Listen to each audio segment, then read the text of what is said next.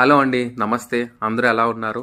ఈరోజు నేను my chicken and మోర్కి వెళ్ళి ఫిష్ అయితే తీసుకున్నాను. ఈ మై చికెన్ అండ్ మోర్ షాప్లో అయితే చికెను, మటను, పీతలు, రొయ్యలు, ఫిష్ వాట్ నాట్ అన్ని నాన్ వెజ్ అయితే దొరుకుతుంది. సో నేనైతే బాసా అనే ఫిష్ తీసుకున్నాను. ఇది హాఫ్ కిలో ఏమొచ్చి 250 రూపీస్ అయితే అయింది. దీన్ని బాగా వాటర్లో కడుక్కోవాలన్నమాట, ఎందుకంటే ఐస్ గడ్డలు వస్తాయి కదా. దాని తర్వాత పసుపు, ఉప్పు వేసి ఒక రౌండ్ అలా వాటర్తో వేసి బాగా ఫిష్ అయితే కడుక్కోవాలి, లేదంటే బ్యాక్టీరియా అయ్యి ఉంటుంది కదా.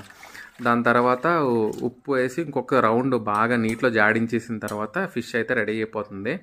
దాని తర్వాత జింజర్ గార్లిక్ పేస్టు, దాని తర్వాత ఉప్పు, పసుపు, కారం, దాని తర్వాత ఫిష్ ప్యాకెట్ ఒకటి ఏదో తెచ్చాను అనమాట, అది కూడా యాడ్ చేసేసాను. యాడ్ చేసిన తర్వాత కూసంతా ఆయిల్ అయితే అలాగ వేసాను.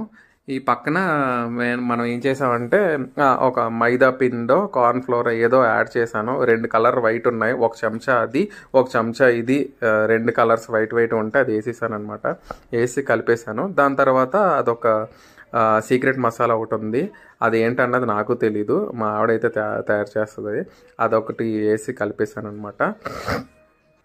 తర్వాత పక్కన ప్యాన్లో ఆయిల్ అయితే టాప్అప్ చేసుకున్నాను. ఓ సైడ్ని అది వేడెక్కి లోప ఇంకొకసారి నేనైతే కలుపుకున్నాను.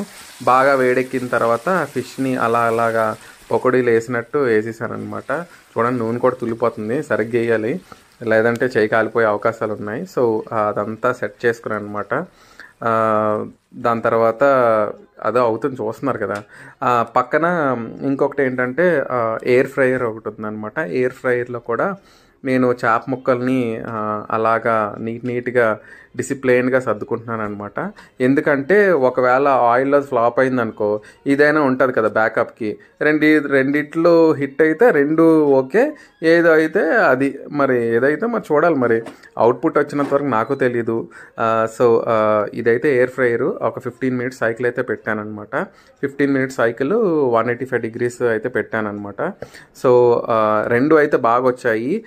నేనైతే బాగుంటుందనే అనుకుంటున్నాను. So thank you. Like, share, subscribe, and చాలామంది నా ఛానల్ చూస్తున్నారు, లైక్ చేస్తున్నారు. Thank you very much.